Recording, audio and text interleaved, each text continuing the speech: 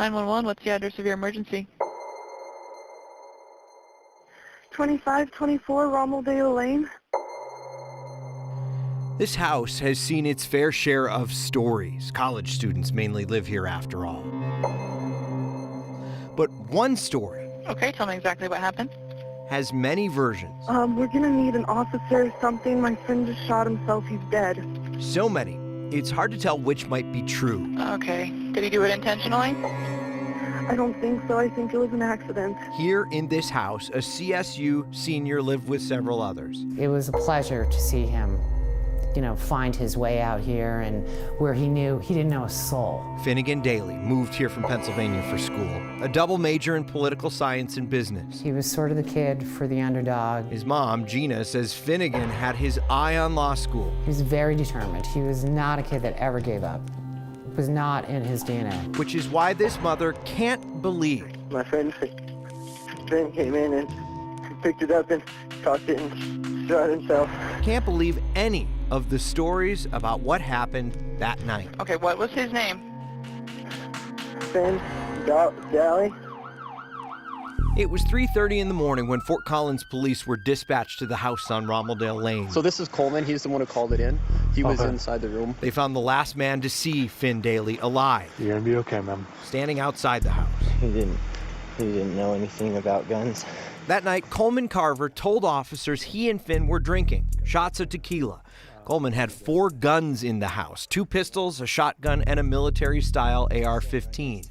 After a few drinks, he went downstairs to clear his guns like he always does, and he says Finn walked in behind him. And I was putting them away, and he came in and started looking at it, and I told him not to grab it, and he grabbed it and shot himself. A story he told officers on scene. Yeah, I was just clearing them, getting ready for bed, putting them in the boxes. And repeated to detectives back at the police station. I heard the shot go off, and I saw an unusual amount of blood pour out onto the bed. A story that investigators bought. It made it back to Finn's parents hours later. My whole life just kind of stopped. Like even talking, it was like, I didn't even feel like I was in my body. I felt like my body was over here. Finn's stepdad had to look up the number for police to hear the story straight from investigators. And then he kind of gave me a shorthand. His roommate was there and said that, that he accidentally shot himself. The family says Finn never had suicidal thoughts, but police told them this was an accident. The coroner did too. Eventually, the case was closed, ruled a tragic accident. But questions linger. A piece of evidence that police had missed. Somebody saved the Snapchat picture. According to the timestamp, Finn took this photo of Coleman moments before the shooting. In Coleman's hand, the pistol that fired the shot that killed Finnegan Daly, starting to chip away at Coleman's original story. And I had him sat on the couch downstairs, and nobody was downstairs. The police report from that night showed what Finn's family calls a flawed investigation. This is it's a gunshot residue collection kit.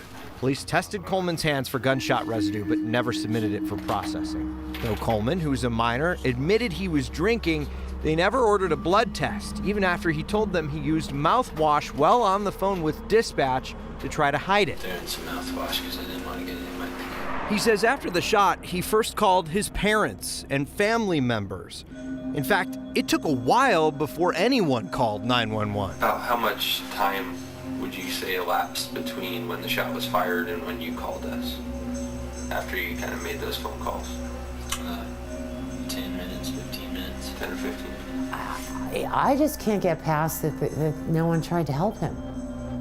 That no one really knows when he actually left this world. I don't know if he stood there paralyzed, slowly dying. I mean, this is the kind of stuff that gets me up at 3 in the morning. Finn's family pressed the police to re-investigate and took their frustration to the press, who had even more questions. Why the other roommates were treated as victims from the start. They weren't questioned very closely about what happened. Colorado Sun reporter John Frank started to look into the case last year. I'm certainly not an expert on how police work should be conducted, but from investigative reports I've read before, there are certain things that were not done. As he was looking, Fort Collins police reopened the investigation, re-interviewing Coleman Carver, who changed his story. According to an affidavit which the publicity from Frank's article helped unseal, Carver now told investigators he was drinking beer, not tequila. In those moments before he called 911, he now says he was cleaning up, moving beer cans in a bong, even picking up the gun to remove the casing from the chamber, then placing it back in Finnegan's lap. He told investigators he was sure he was going to be arrested that night. I was sickened. I was sickened. The Larimer County District Attorney charged Carver with 3 counts, including a felony, tampering with evidence. Not nearly enough for the Daly family, who believe the failure of police to properly investigate that night means they will never get the full story. The police's behavior that night was remarkable, mostly in what they didn't do. The initial investigation certainly didn't provide all the answers, and some of it you just can't replicate. Last month, Carver accepted a deal, pleading guilty to the tampering charge with a deferred sentence of 2 years, meaning if he is successful in probation, the charge will be wiped clean. It will never go away. It will never go away, but Coleman's record will be wiped clean. Gina Daly was in court to hear it all and stand up for her son like she said he always would, always keeping him close. One side's Finnegan, the other side's Robert, and the other one is Rust and Power. There's no peace. There's no peace here.